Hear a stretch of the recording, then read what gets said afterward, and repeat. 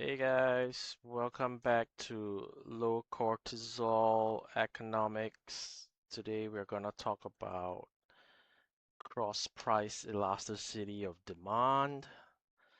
So it is basically the same as cross elasticity of demand. If you haven't looked at that, you should probably look at cross elasticity of demand before you watch this video. Otherwise, the formula is basically the same. It's the change in quantity over quantity on the numerator and the change in price, but this time of the other good divided by price of the other good in the denominator, right? So in English, that would be the percentage change in quantity, you know, of good A, which is the original good that we're talking about, over the percentage change of quantity in good B. Now, good B is the other good. Okay, so that's the only difference. That's the only difference here when we're talking about cross price. That's why the price is cross. This is the other one. So we look at the demand curve. The demand curve is always downward sloping, as we know, price versus quantity. Okay, so because it's downward sloping, its elasticity is always negative. So directionally negative in both. But if we're talking about elastic or inelastic, then the magnitude is either below 1 or bigger than 1. So negative 0.5 would be inelastic, negative 1.5 is elastic. But we're talking about demand here, so both are negative, but the magnitude, the size of the number is greater than 1. Okay, and the graph basically looks like that. Is it like a steep graph is inelastic, okay, because price is on the vertical. Okay, so I guess you can think of it as like you basically have price. Oh, what is it? Okay, yeah, price here. Okay, P, and then you have uh Q here. Okay, okay, never mind. Just, this is Q. Okay, my drawing's very bad. And then you have some demand curve which is sloping down negative. Okay, so if you just think of it as you're shooting lasers from the price, and then it comes down to here. Okay, if you shoot another laser, you know, given a price change, how much of it, you know, how much does the quantity change, right? So if we lower the price and make it cheaper, uh, then you know, is it is it is the how much of it changes? How responsive is the change in quantity, right? So think about lasers and mirrors. Yeah. Okay, so here we're gonna talk about, since we're talking about cross price, there's two different goods here. So the the thing is, what is the other good? Is it like a complement or is it a substitute? And that matters because it changes the relationship, right? So for complements, if we think of printers and ink, if you buy uh if you buy uh printers, then you naturally buy more ink cartridges as well, right? So if the printers demand increases, then your ink cartridge demand will also increase, right? Yeah. So that's natural, right? So given that, right, we can say that the cross price elasticity of demand is also negative because it will have the same downward sloping curve. Because the two goods are basically kind of related. And since for demand, right, elasticity is, you know, I mean here the curve is always downward sloping, and because it's downward sloping, it's always elasticity is always negative.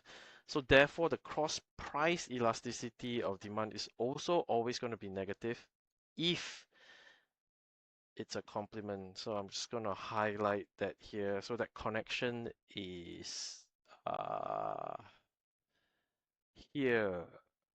Okay, right? And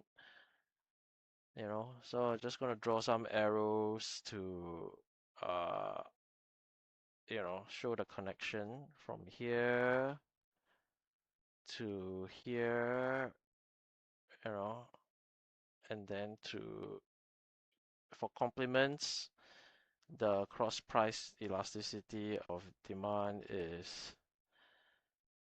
why is this thing so bad?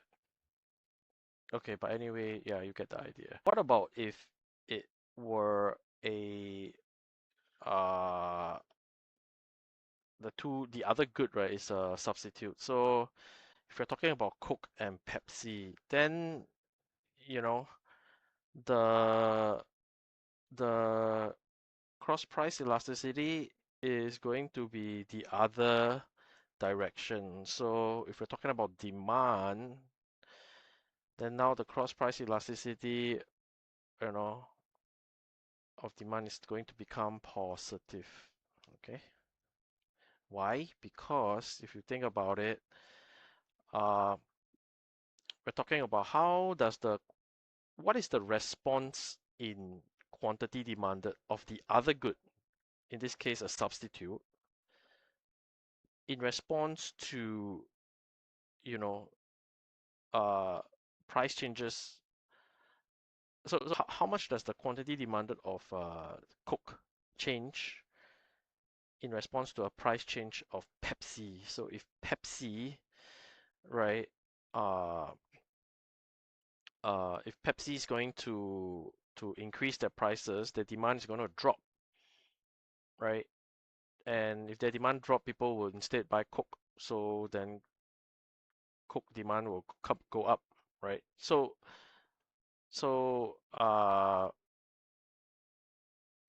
that response, it's always going to be the opposite, uh, right?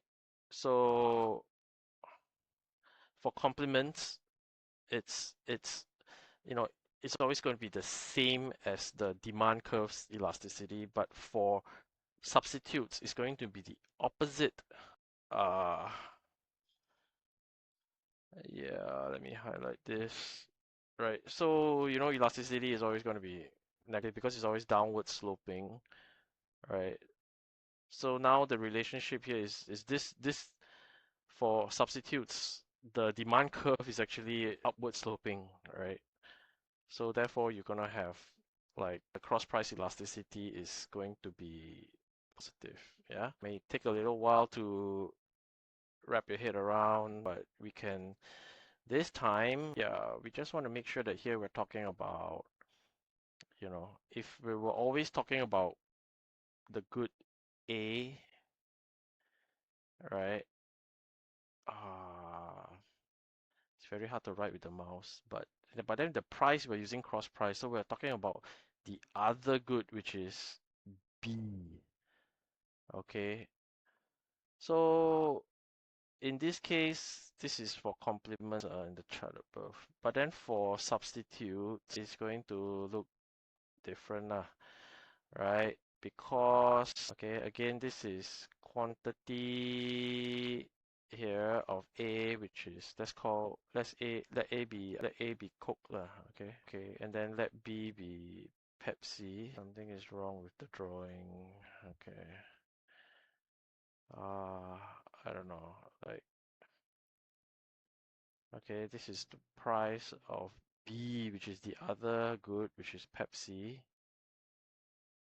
Okay, this one is quantity of A, right, which is the Coke. Okay. Um, right.